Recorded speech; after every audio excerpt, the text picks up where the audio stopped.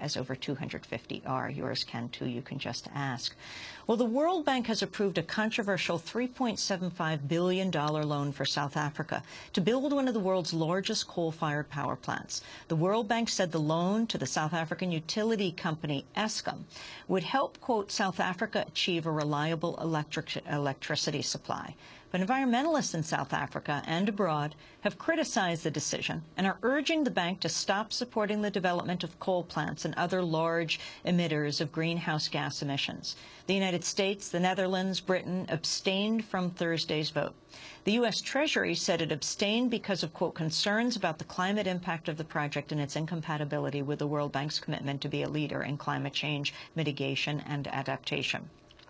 The $3.75 billion ban includes $750 million for financing for renewables and energy efficiency projects in South Africa. The project's also controversial in South Africa because the investment arm of the ruling African National Congress has a financial stake in the construction of the coal plant. We're joined now by one of the chief critics of the projects in South Africa. Desmond DSa is a South African environmentalist. He's coordinator of the South Durban Community Environmental Alliance, currently in the United States, joining us from Yale University in New Haven, Connecticut. Desmond DSa, welcome to Democracy Now! Talk about your concern about this coal-powered plant and the World Bank's financing of it. Well, thank you for having me, and thank you to the listeners in the U.S.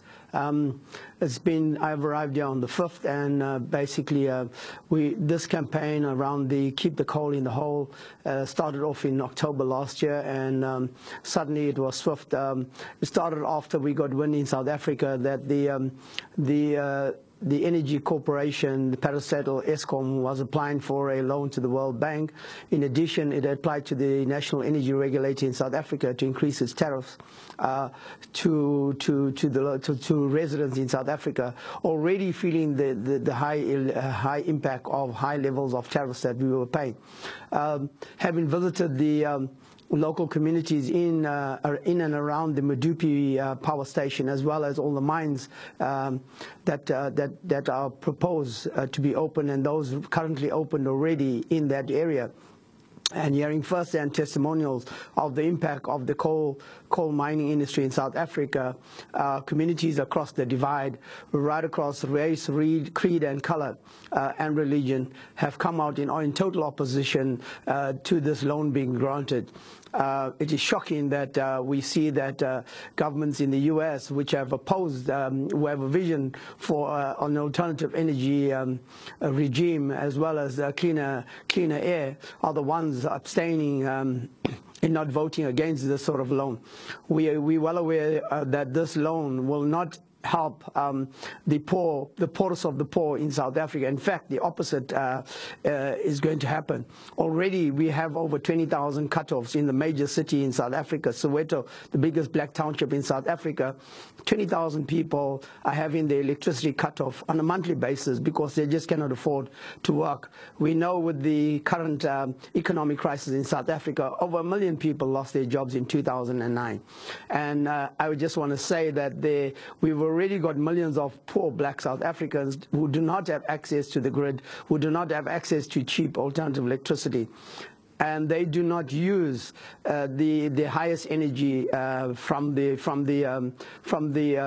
Eskom company. Well, what is happening is that 40% of electricity is directly linked to the major energy users, the major corporates in South Africa, such as your aluminium smelters, BHP Billiton, as well as your Hewlett's Aluminium and your major paper and chemical industries in South Africa. We know for a fact that we've asked for information around the contracts, the special deals, what we call the sweetheart deal, and this has not been forthcoming both from government and from Eskom itself. And this Desmond, information has been provided to the World Bank. Desmond, I wanted to ask you about the politics of countries like the United States, not voting for it, but voting, well, abstaining from the vote.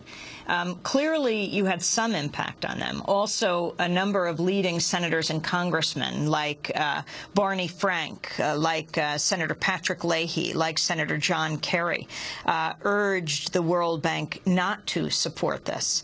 At the same time, you have the World Bank defending the loan, which it called the first major lending engagement to South Africa since the fall of apartheid, as a way to benefit the poor by creating jobs and expanding access to electricity. But talk about the movement that has gotten these countries at least to abstain. Well, I must thank the NGOs across the world, throughout the U.S., the biggest groups in the U.S., environmental NGOs, as well as Africa Action and other NGOs, the Bank Information Center, Groundwork USA, and all the NGOs in the U.S., including across Europe, who lobbied very hard to talk to the political thing in their country and to ask them to really vote for a no. We were hoping that the U.S. will be bold, as they've been bold in their vision, bold in their statements, and bold in their policies of looking at alternatives to the coal regime. We were hopeful that we could persuade the votes from the U.S. to vote no.